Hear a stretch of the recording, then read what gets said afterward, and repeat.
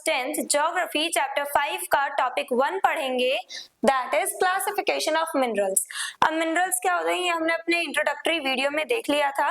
Minerals और energy resources किन्हें कहते हैं ये हमने इंट्रोडक्शन वीडियो में भी देख लिया था इस चैप्टर के। अब मिनरल्स को क्लासिफाई किया गया है, डिवाइड किया गया है डिफरेंट कैटेगरीज में। अब उसी के बारे में इन डिटेल हम आज के टॉपिक में डिस्कस करेंगे।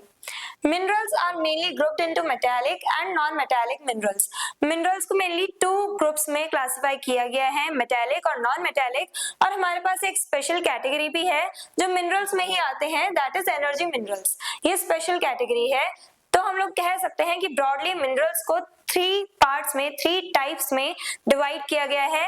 First one is metallic minerals, second one is non metallic और third one is energy minerals. तो हमने 3 टाइप्स में क्लासिफाई किया है मिनरल्स को ब्रॉडली।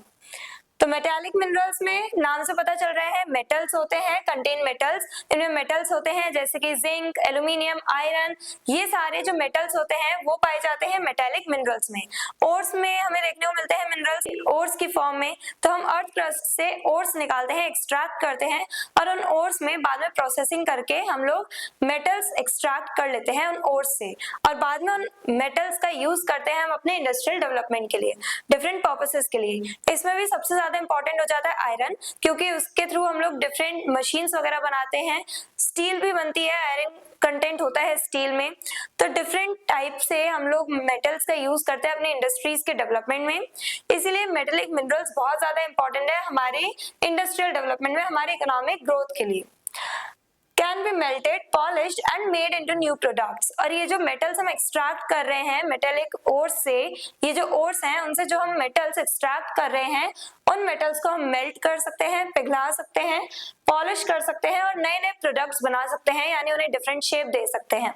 तो हम न्यू प्रोडक्ट्स बनाते हैं, डिफरेंट टाइप के प्रोडक्ट्स बनाते हैं मेटेलिक मिनरल से, मेटल से, जो हमें कहां से मिल रहा है? इन मेटेलिक मिनरल से, इन मेटेलिक ओर्स से। अब मेटेलिक मिनरल्स को भी सब क्लासिफाई किया गया है। इसके कुछ टाइप्स हैं, फेरस और नॉन फेरस। फेरस मिनरल्स देखने को मिलते हैं हमें जिसमें आयरन कंटेंट होता है। फेरस मिनरल्स यानी जिसमें आयरन कंटेंट होता है, तो आयरन, मैंगनीज, और इसमें हमें निकल, कोबाल्ट, ये भी देखने को मिलते हैं हमें फेरस मिनरल्स में ही। नॉन फेरस मिनरल्स, अब ये जो हम लोग साइंस में जो हमारी पूरी टेबल होती है उसमें देखते हैं कैसे लिखा जाता है, आयरन को किस टाइप से लिखा जाता है, Fe। तो उससे याद रखना है Fe, स्टार्टिंग के जो लेटर आ रहे हैं Fe, तो इसकी वजह से फेरस जो वर्ड है उसी से लिया गया है, केमिकल नेम लिया गया है Fe, आयरन का। तो ये जो फेरस है उसमें यानी कि आयरन कंटेंट पाया जाएगा, तो आयरन, मैंगनीज, कोबाल्ट और निकल। और नॉन फेरस जिसमें आयरन कंटेंट नहीं पाया जाएगा, ऐसे मेटल्स, तो यहाँ पे आ गए कॉपर, लेड, गोल्ड, सिल्वर, ये सब आ जाते हैं, एल्यूमिनियम आ जाता है।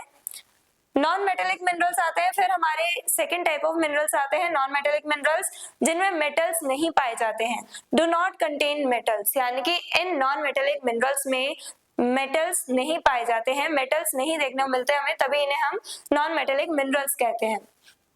एग्जाम्पल लाइमस्टोन, माइका, ये हमारे कुछ एग्जाम्पल हैं किसके? नॉन मेटेलिक मिनरल्स के। अब third one is energy minerals. अब एनर्जी मिनरल्स जो है इन्हें हम एटॉमिक मिनरल्स भी कहते हैं, एटॉमिक एनर्जी मिनरल्स। क्यों कहते हैं? Because they provide nuclear energy. Nuclear energy हमें मिलती है इन रिसोर्सेज से, इन मिनरल्स के through. Found in small quantities but highly valuable. अब ये जो एनर्जी मिनरल्स होते हैं ये बहुत स्मॉल क्वांटिटीज में पाए जाते हैं, ज्यादा देखने को नहीं मिलते, ये ज्यादा अवेलेबल नहीं है और इसी वजह से ये बहुत ज्यादा वैल्यूएबल हैं।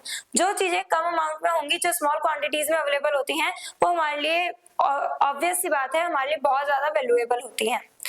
तो ये जो एनर्जी रिसोर्सेज हैं, ये जो न्यूक्लियर एनर्जी जिनसे हमें मिल रही है, ऐसे जो हमारे मिनरल्स हैं, तो वो स्मॉल क्वांटिटीज में है और हमारे लिए बहुत ज्यादा वैल्यूएबल है, बहुत ज्यादा वैल्यू है, बहुत ज्यादा मायने रखते हैं ये मिनरल्स, हमारे लिए बहुत ज्यादा इंपॉर्टेंट है। एग्जाम्पल यहाँ पे यूरेनियम एंड थोरियम, ये वो रिसोर्सेज है, वो मिनरल्स हैं जिसके थ्रू हम लोग एनर्जी गेन करते हैं। हम लोग एनर्जी गेन नहीं कर रहे हैं, हम लोग यहाँ से इन मिनरल्स के थ्रू न्यूक्लियर एनर्जी बना पाते हैं। न्यूक्लियर एनर्जी से हम लोग डिफरेंट टाइप के, जैसे बॉम्ब्स होते हैं वो सब बनाया जाता है, और न्यूक्लियर एनर्जी का डिफरेंट टाइप से यूज भी किया जाता है। सिर्फ न्यूक्लियर बॉम्ब्स बनाने में यूज नहीं किया जाता, डिफरेंट तरीके से यूज किया जाता है, अलग अलग तरह से, अलग अलग पर्पसेस के लिए न्यूक्लियर एनर्जी का यूज किया जाता है। तो हमने क्या देखा, मिनरल्स को हमने ब्रॉडली 3 टाइप्स में क्लासिफाई किया है। First one is metallic minerals, जिसमें हमें मेटल देखने को मिलता है, तो तो मेटेलिक मिनरल्स जो है इन्हें हमने सब क्लासिफाई किया है फेरस और नॉन फेरस मिनरल्स में। और non metallic mineral second type है जिसमें हमें मेटल्स देखने को नहीं मिलते।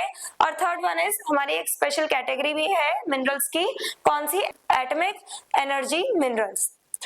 तो ये यहाँ से हमें ये जो एनर्जी मिनरल्स होते हैं यहाँ से हमें न्यूक्लियर एनर्जी मिलती है जैसे कि यूरेनियम और थोरियम से।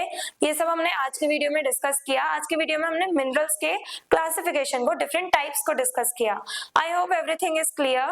और अगर आपको इस चैप्टर के डिटेल नोट्स चाहिए तो हमारी वेबसाइट studyc.net पर विजिट करें, लिंक डिस्क्रिप्शन बॉक्स में दिया गया है। मिलते हैं नेक्स्ट वीडियो में नेक्स्ट टॉपिक के साथ। Stay curious, stay consistent. Thank you very much.